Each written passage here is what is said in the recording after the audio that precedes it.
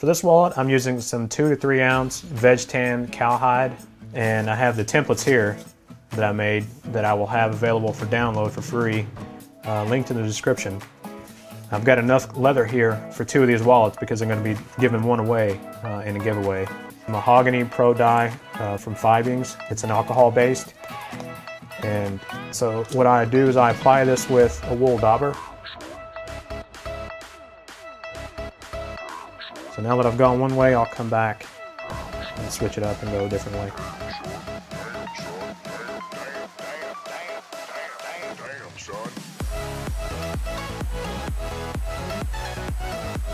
It's been 24 hours and the leather's dry now, and the dye on it looks pretty good, looks pretty even. So what I'm going to do now is wax the piece with this Fibings Carnauba cream. I'm just going to apply it with a cotton cloth.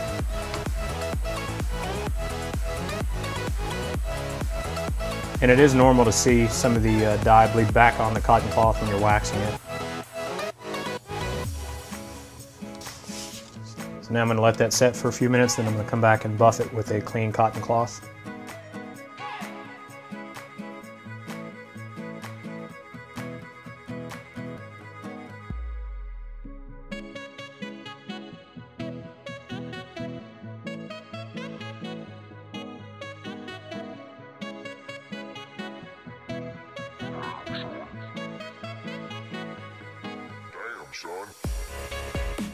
One quick note, since I marked these edges all around the template with a Sharpie, when you cut your leather out, your templates out, you want to make sure to cut on the inside of this mark. So when you cut it out, you don't actually see this blue on the edges of your leather. And there's no secret to this. You just line your pieces up, use a straight edge, and cut them. And just like with woodworking, take light cuts at the beginning and progressively get deeper and deeper. That way you don't come off and cut your finger, or you don't come off and go the other way.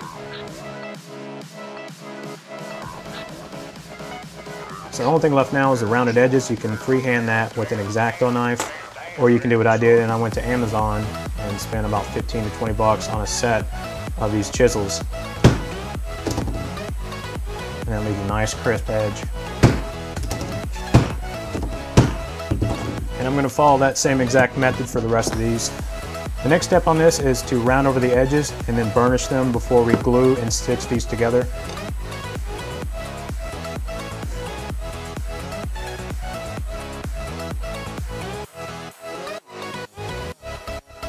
So I've got some 400 grit sandpaper here, and I'm going to sand the edges that need to be burnished. And when you're sanding this, you want to sand in one direction instead of going back and forth. So after that's done, I like to burnish the edges using gum tragacanth. So what we're going to do is put it on the edges with a Q-tip, and then take your burnisher and burnish it. You can go back and forth on this. You don't have to stick to one direction when burnishing. So next up, I'm going to apply some brown edge coat from Fibings to get this more of a consistent color that somewhat matches the color of the dye. So I'm just using a Q-tip and very lightly wiping it on the surface. This will probably take a couple of coats. So how this works is we're going to mark a groove about 1/8 of an inch in all the way around where the stitching is going to go, and then you'll punch it through with these diamond chisels, which will punch a hole through these for your stitches. So I'm just using a little Q-tip, or you can use an acid brush, and put glue all the way around all 3 sides, and not to get it up top where the burnished edge is. And then on this piece, which is a part B, I'm going to put it on the bottom.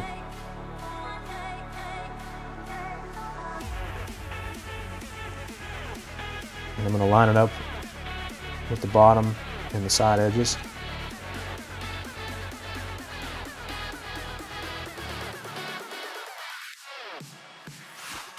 I'll let this set up for probably 10 or 15 minutes, and then I'll come back and punch those out with the diamond chisel.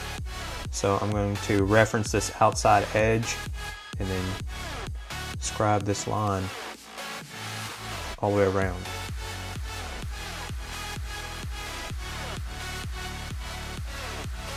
And then I'll use this line as a reference for the diamond chisels.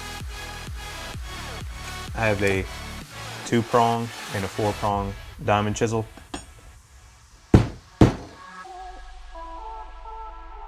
So then I'm going to reference off my hole that I just punched all the way through, and then just walk it all the way around to the other side. It's really important here that when you're chiseling these out to stay in that line that you just scribed, because if you don't, your stitching is going to be crooked.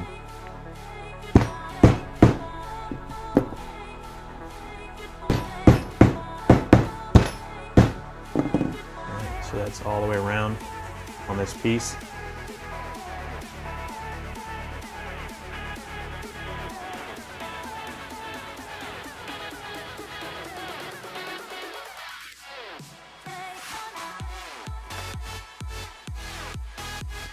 I've got all the sections glued and tapped all the way through, so now it's time to start stitching. And this operation requires 2 needles. And for this, I've decided to go with the red stitching.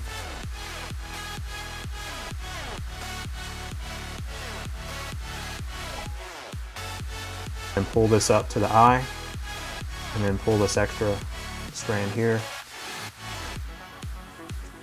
And I'll just take the pair of scissors and snip off the excess.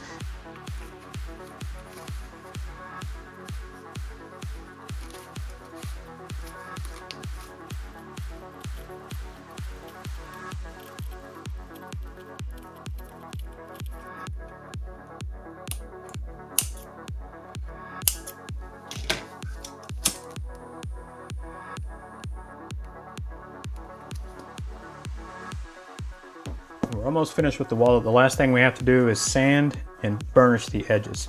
So like before, I'll probably start with 220 grit, sanding in one direction. And if you have to, and you have real drastic areas, you can step down to 120 grit.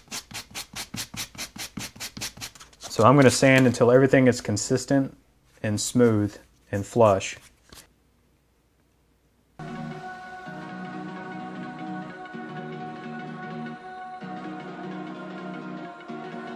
And while the gum tragacanth is drying, I'm going to go ahead and put my branding stamp on it.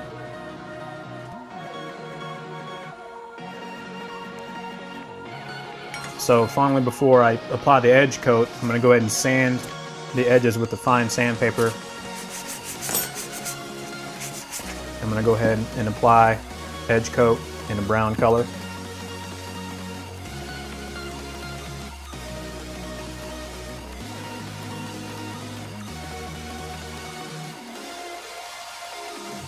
Cool guys, this is the completed wallet. I applied 2 coats of the brown edge coat. I buffed it a little bit with a cloth after it dried. It makes it a little shinier. And so it's done. And if you want a chance to win this wallet, I'm going to be giving it away.